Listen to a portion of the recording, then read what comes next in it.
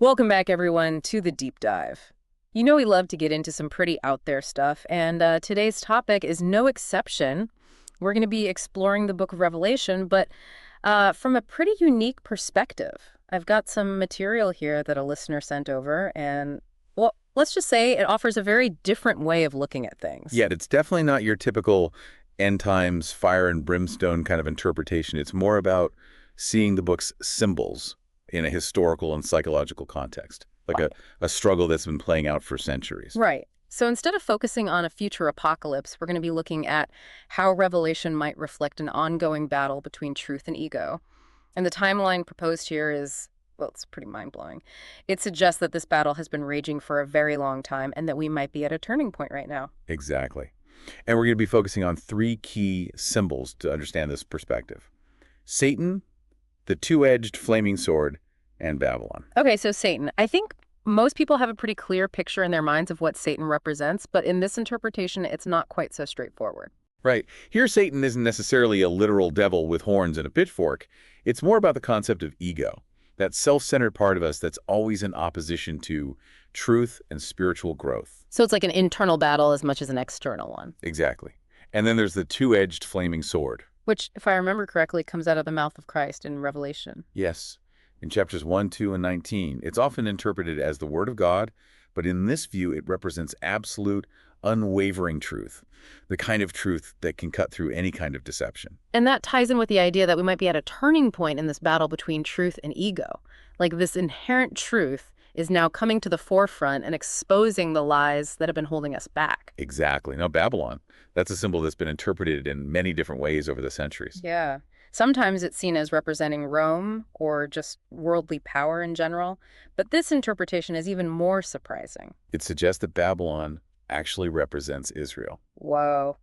Okay, so that's definitely not something you hear every day. What's the reasoning behind that? Well, it draws on some preterist interpretations of Revelation.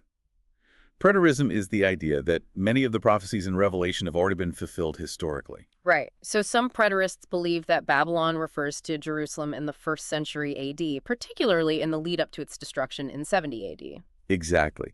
And the argument is that Jerusalem had become spiritually corrupt at that time, which fits with this overall idea of a battle between truth and ego, where even a chosen people can fall under ego's influence. So in this interpretation, Babylon represents a kind of spiritual unfaithfulness or a deviation from core spiritual principles. And that could be happening anywhere, not just in a specific place or time. Right. It's a universal symbol of ego's power to corrupt. Now, before we go too far, I think it's important to point out that this interpretation of Babylon as Israel is definitely not the mainstream view. It's a very specific and controversial perspective, and we're just presenting it here as one possible way of understanding the symbolism. Absolutely. We're not endorsing this interpretation or any other for that matter. We're just trying to explore different perspectives and let our listeners decide for themselves what resonates with them. Exactly. Okay, so now that we have a basic understanding of these three key symbols, let's dive a little deeper into the proposed timeline for this battle between truth and ego. Yeah, this is where things get really interesting. So in traditional Christian eschatology, there's often this idea of a future tribulation period followed by a literal 1,000-year reign of Christ, and then a final battle with Satan. But this interpretation flips that on its head. It suggests that Christ's 1,000-year reign may have already happened potentially from around 33 AD to 1030 AD. And what followed that was Satan's little season, which could have lasted for another 1,000 years and potentially ended very recently around 2020. Now, that's a pretty big shift in perspective. Within this little season, there's this idea of historical revisionism. Basically, the notion that history has been deliberately altered or obscured to hide the true extent of ego's influence. So we might not be getting the full picture of what's really been going on for the past couple of millennia. Exactly. And this interpretation takes a pretty literal view of the time frames mentioned in Revelation. Like 1,000 years really means the 1,000 years. Oh, it's not just symbolic. It's about actual historical epochs. Right. And if this timeline is accurate, it means that we could be living in a very unique time, a time where ego's long reign is coming to an end and truth is starting to prevail. And you mentioned that this interpretation sees the apocalyptic age as beginning with Christ's death. Yeah, that's actually not too far from some traditional views which see the church age as the beginning of the end times in a spiritual sense. So even though Christ came to bring salvation, He also ushered in a new era of spiritual conflict, one that has been playing out ever since. Exactly. And within this little season of ego's dominance, we can look back at also of historical events and see how they might fit into this larger narrative. Like, for example, the establishment of the State of Israel in 1948. Right.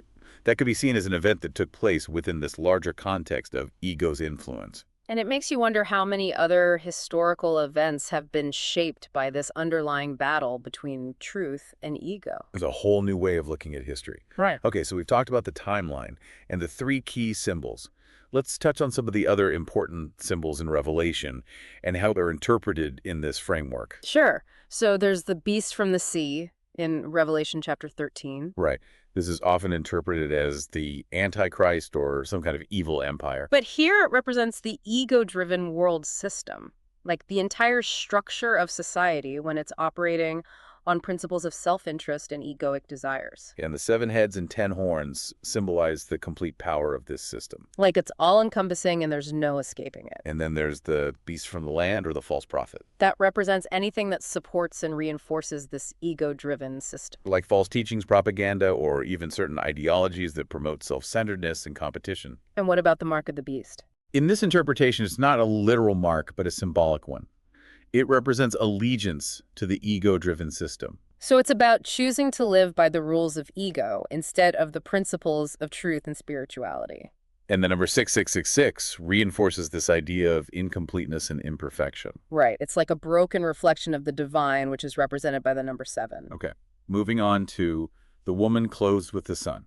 Traditionally, she's seen as representing Mary or the church. But in this framework, she symbolizes true spirituality and the faithful remnant, those who have resisted ego's influence and remained aligned with truth. And this is where the interpretation of Babylon as Israel becomes really interesting, because it suggests a split between a truly spiritual Israel and a national or perhaps outwardly religious Israel that has become corrupted by ego. Right. It's like there's a true spiritual essence that transcends any particular religion or nation. And that brings us to the Lamb, which of course represents Christ. The ultimate symbol of sacrifice and redemption from ego's grip. And then there are the 4 horsemen. Each one representing a different aspect of ego's destructive power. Conquest, war, famine, and death. All the things that happen when ego is allowed to run rampant. And the 7 seals, 7 trumpets, and 7 bowls represent different stages in the process of spiritual awakening and overcoming ego. Like it's a gradual process of waking up to the truth and breaking free from the illusions that have been holding us back. And finally, there's the vision of the New Jerusalem, Which represents the ultimate goal, a restored earth where truth and spirituality reign supreme and ego has been completely vanquished. So it's a very hopeful vision, but it's not something that's going to happen automatically. It requires us to actively choose truth over ego in every moment. Absolutely. And that's a challenge that each of us faces individually and collectively. So to recap, we've explored a very unique and thought-provoking interpretation of the Book of Revelation, one that sees it not as a prediction of future events, but as a reflection of an ongoing battle between truth and ego. And the proposed timeline for this battle is particularly interesting, suggesting that we may be living in a time of transition as ego's long reign comes to an end. But as we said earlier, this is just one interpretation, and it's up to each individual to decide what resonates with them. The important thing is to engage with these ideas critically and thoughtfully. Exactly. To use them as a springboard for our own spiritual exploration and growth. And to remember that ultimately the book of Revelation is about hope. It's about the promise of a better world where truth and love prevail. And that's something we can all aspire to, regardless of our beliefs or interpretations. So thanks for joining us on this deep dive into the Book of Revelation. We hope it's given you some food for thought, and maybe even inspired you to take a fresh look at this ancient and mysterious text. Absolutely. Until next time, keep seeking truth and keep questioning everything. And remember, the battle between truth and ego is ultimately one that we all have the power to win. By choosing truth over ego, we can create a better world for ourselves and for generations to come. Thanks for listening, everyone. We'll see you next time on The Deep Dive.